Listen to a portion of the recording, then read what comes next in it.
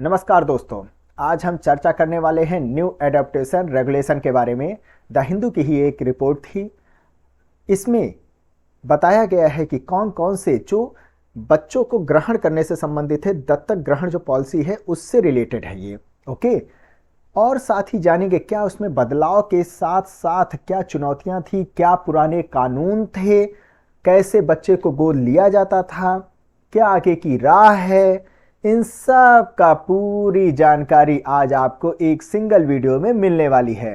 तो देर मत करिएगा, जुड़े रहिएगा, तभी तो मजा आ जाएगा। आज का ये करंट अफेयर जाने बहुत इंपॉर्टेंट टॉपिक है ये, तो मिस मत करिएगा। द हिंदू का रिपोर्ट है ये। शुरू करते हैं आज की ये टॉपिक। इसमें ये मुद्दा लाया क्यों गया? देखिए, न्यायालय का काम तो जानते ही हैं, लंबे लंबे उसमें तारीखें मिलती रहती हैं। आज की तारीख पता चला मिले 100 साल बाद, है ना। तो वही कुछ काम होता था दत्तक ग्रहण के कानून में भी। क्या होता था, कोई दंपत्ति जिसको बच्चा गोद लेना है वो भैया फाइल दायर किया, अब उसको पास होने में ही लग गया कई साल, तो दिक्कत तो आनी ही है। हो गए वो बुढ़े, अब बच्चे को क्या गोद लेंगे ये बताइए।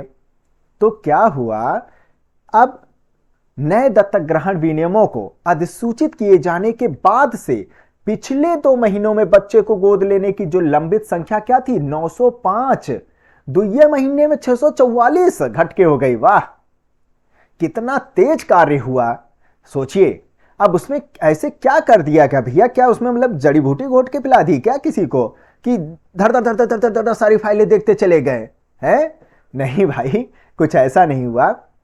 इसमें क्या है कि जिला अधिकारियों को ये अधिकार दे दिया गया कि भाई लोगों, आप भी आदेश जारी कर सकते हो कि फला व्यक्ति, फला परिवार वो गोद ले लें किसी बच्चे को, है ना।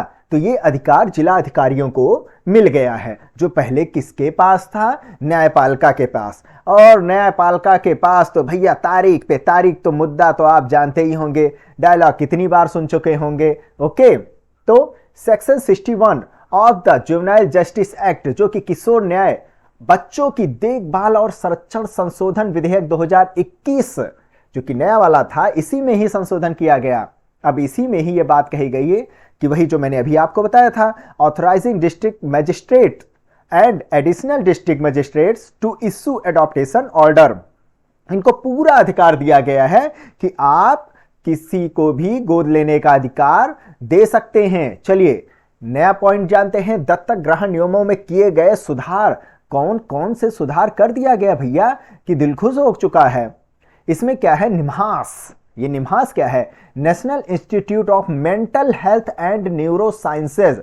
इन्होंने क्या किया, इन्होंने कुछ काउंसलरों को प्रशिक्षित, अच्छे से पढ़ लिख कर आए भाई ये काउंसलर लोग, है ना, वही जो एक दूसरे से क्वेश्चन पूछते हैं, उनके सामने बैठो, वो आपसे क्वेश्चन करेंगे, जानेंगे, आपके मनोभावों को समझेंगे, फिर अपना उत्तर देंगे, उसको आपकी कोई दिक्कतें हैं उसको सॉल्व करेंगे, है ना।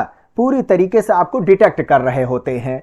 तो ऐसे ही निम्हांस ने क्या किया, कुछ प्रशिक्षित काउंसलरों को बैठा दिया, उनसे कहा कि अब जिन माता पिता को बच्चे गोद लेने हैं या गोद ले चुके हैं, एक काम करो, हम परामर्श सत्र का आयोजन करते हैं, pre and post adaptation counselling session. उसमें तुम उनसे जानकारी लेना, उनकी मनःदशा को समझना, ये चेक करना कि क्या भैया जिस बच्चे को गोद ले रहे हैं क्या वो परिवार सही है ना, और क्या वो बच्चे की सही से देखभाल कर सकते हैं, है ना।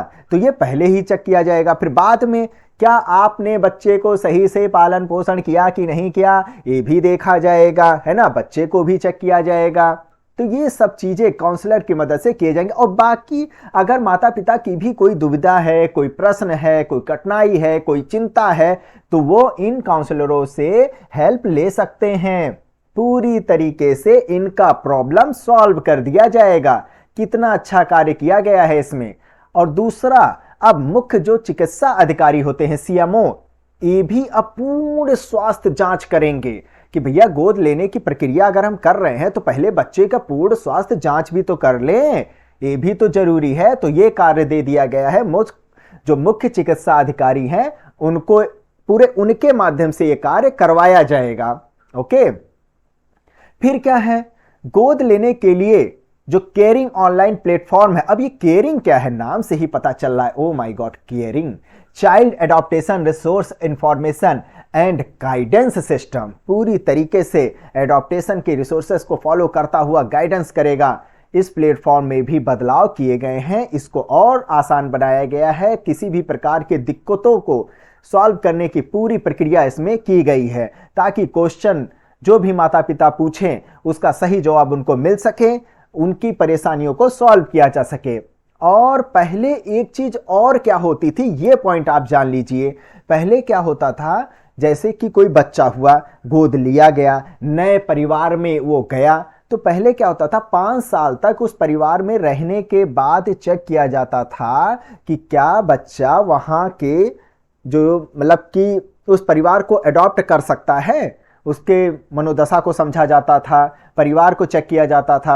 अब ये 5 साल नहीं रह गया है, अब केवल 2 साल रह गया है। मतलब 2 साल में ही पालन पोषण के बाद बच्चे को आप गोद ले सकते हैं। तो भाई तैयार हो जाइए, फाइल अपना तैयार कर लीजिए, माइंड को सेट कर लीजिए और पहुंच जाइए नए बच्चे को गोद लेने के लिए, जो भी परेशान है, जिनके बच्चे नहीं हुए हैं। ओके, अब क्या है, सुधारों की भी आवश्यकता की जरूरत है भाई इन सब चीजों में। वो कैसे, आज हम उस पर भी चर्चा कर लेते हैं। वही जो मैंने बताया था, एक पॉइंट, अनमोल पॉइंट, गोद लेने के दौरान लंबित अदालती कार्रवाइयों से बचने हेतु तो इसकी बहुत ही ज्यादा जरूरत थी। अब ये मान लीजिए किसी ने, अब मान लीजिए 2018 में उसने कहा कि भैया हमको गोद लेना है, हम ये फाइल आपको दे रहे हैं, प्लीज न्यायालय साहब हमको पास करके दे दीजिए, हम एक बच्चे को गोद लेना चाहते हैं। अब वो दंपति बैठे बैठे बैठे बैठे, अब क्या हुआ, झुर्रियां आ गई, उनके दांत भी एकदम मतलब कि टूटने लग गए हैं बुढ़ापे में। आप भैया आप क्या गोद लें, अब तो आ गया है 3000 मतलब कि 2090 चल रहा है, अब क्या हम बच्चे को पालेंगे। तो भैया इसी कार्य को ही तो इसमें सॉल्व कर दिया गया है कि लंबी कार्यवाही से छूट। ओके, नेक्स्ट है दत्तक। भारत में दत्तक ग्रहण के क्या क्या मुद्दे हैं, उसमें सबसे जो एक मेन मुद्दा है वो मंत्रालयों की आपसी जो मतलब की तकरार होती रहती है, एक वो चल रहा है, संघर्ष का इसमें है। हमारे यहाँ के जो दत्तक ग्रहण की जो पॉलिसी होती है, जो नियम कानून होते हैं, इसको कौन रेगुलेट कर रहा है, वो कर रहा है हिंदू दत्तक ग्रहण और रखरखाव अधिनियम 1956 के तहत इसको किया जा रहा है पूरी तरीके से। और ये अधिनियम आता है कानून और न्याय मंत्रालय के तहत। और वहीं अनाथों के पहलुओं को अगर देखा जाए तो वो महिला एवं बाल विकास मंत्रालय निपटा रहा है ना, 2 अलग अलग मंत्रालय। तो क्यों ना एक ऐसा मंत्रालय बना दिया जाए, एक कॉमन मंत्रालय बना दिया जाए जो दोनों को मामलों को देख सके। एक ये मुद्दा निपट आ रहा है काफी। दूसरा है भावनात्मक आघात। क्या होता है, नया बच्चा है, नया परिवार में से जाना है, नई संस्कृति को उसे अडॉप्ट करना है, तो क्या होता है कभी कभी उस पर दबाव बनाया जाता है, बेटा तुमको ऐसे रहना है, ऐसे चलना है, ऐसे खाना है, ऐसे पीना है। अरे भाई बच्चा है, थोड़ा सा तो उस पर रहम करिए, धीरे धीरे वो सीख जाएगा, क्यों उस पर दबाव बना रहे हैं। तो एक भावनात्मक आघात को भी वो झेल रहा है। एक सबसे बड़ा कठिनाई तो यह है, समझ में लीजिए, है ना। अब तीसरा क्या है, तस्करी। ये तो बहुत बड़ा ये समझ लीजिए कठिनाई का विषय है कि बच्चे को गोद ले लिया और उनको गलत गतिविधियों में लगा दिया। कोई पता चला गोद लेकर के उसको भिखारी के लिए भेज दिया, या फिर क्या कहा जाता है उससे बलात्श्रम करवाया जा रहा है, और भी कहीं कारखानों में से काम करवाया जा रहा है, नौकरों जैसा काम करवाया जा रहा है। तो ये सब गलत चीज है। एक तो तस्करी वाला मुद्दा बहुत चल रहा है भाई, बॉडी ऑर्गन्स उसमें उनके बेचे जा रहे हैं, तो ये सब गलत है। और ये खासकर कुछ स्टेट में देखा जा रहा है, जैसे कि झारखंड, बिहार, पश्चिम बंगाल में अब ये देखा गया है, पूर्वी हिस्सों में ये खासकर ये राज्यों में देखा गया है। ओके, अब चलते हैं भारत में गोद लेने को नियंत्रित करने वाले कारक कौन कौन से कानून हैं। अभी हमने आपको बताया था हिंदू दत्तक ग्रहण और रखरखाव अधिनियम 1956 हामा में ये बात बताई गई है। अब इसमें जैसे कि नए कानूनों में थोड़ा सा ढील तो दिया ही गया है कि आराम से बच्चे को गोद ले सकते हैं।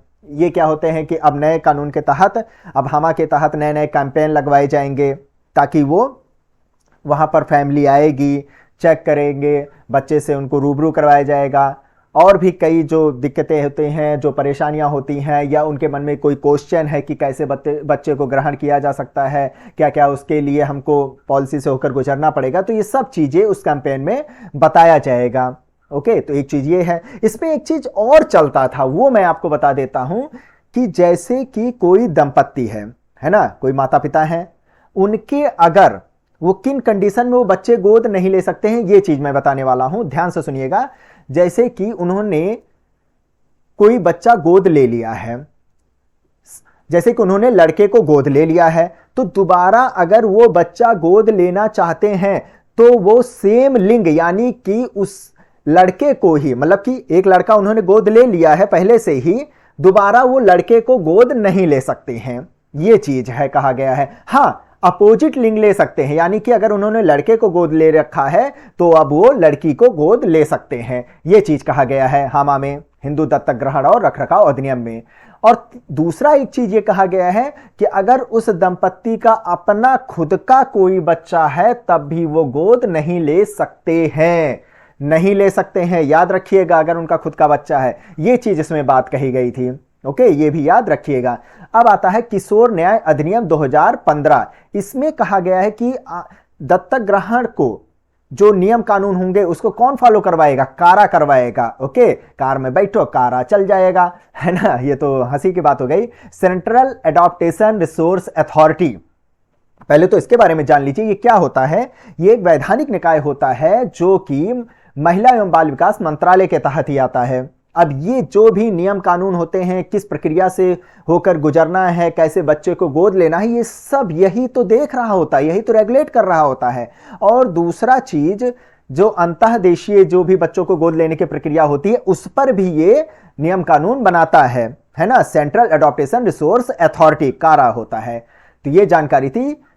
जो कानून है भारत में गोद लेने के नियंत्रित करने वाले कानून, याद रखिएगा, एक तो है हिंदू दत्तक ग्रहण और रखरखाव अधिनियम 1956, किशोर न्याय अधिनियम 2015, और उसके अंतर्गत ये जरूर याद रखिएगा, सेंट्रल एडॉप्टेशन रिसोर्स अथॉरिटी के बारे में।